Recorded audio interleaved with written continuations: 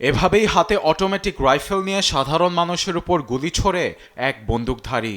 অস্ট্রেলিয়ার বন্ডি সমুদ্র সৈকতে রোববার নিরাপত্তা বাহিনী দুজনকে আটকে সক্ষম হলেও বেড়েছে নিহতের সংখ্যা। মাটিতে পড়ে আছে মরদেহের সারি।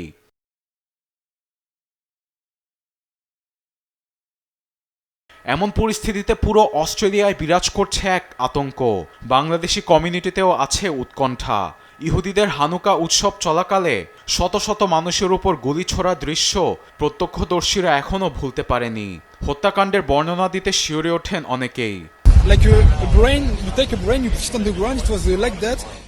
একজনের মাথায় গুলি লাগায় তার পুরো শরীর নিথর অবস্থায় পড়েছিল। তার মাথার মগজ মাটিতে পড়ে থাকতে দেখে আমার অজ্ঞান হওয়ার মতো অবস্থা।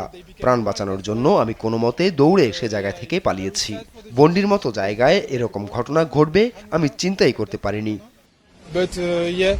I feel very sad for them after what happened in the 7th of October. I knew it was gunshots immediately. আমি রেস্তোরাঁতে কর্মরত অবস্থায় অনেক গোলাগুলি শব্দ শুনতে পাই। এরপরই চারদিকে আতঙ্ক ছড়িয়ে পড়ে। যে যেখানে পেরেছে দৌড়ে পালানোর চেষ্টা করেছে। অনেকজন সমুদ্র সৈকত থেকে এসে রেস্টুরেন্টে আশ্রয় নিয়েছিল। Whole shop just like stood up.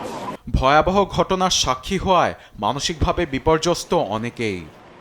And we were really scared.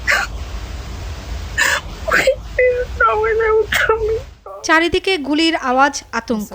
কোনোভাবেই আমি ভুলতে পারছি না, এটা চিন্তাই করতে পারিনি যে প্রাণে বেঁচে যাব। চারদিকে নিথর মরদেহের দৃশ্য আমি কোনোভাবেই ভুলতে পারবো না।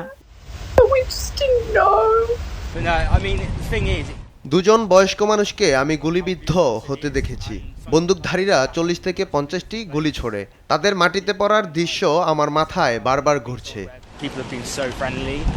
বন্ডি সমুদ্র সৈকতে বিরাজ করছে থমথমে পরিস্থিতি।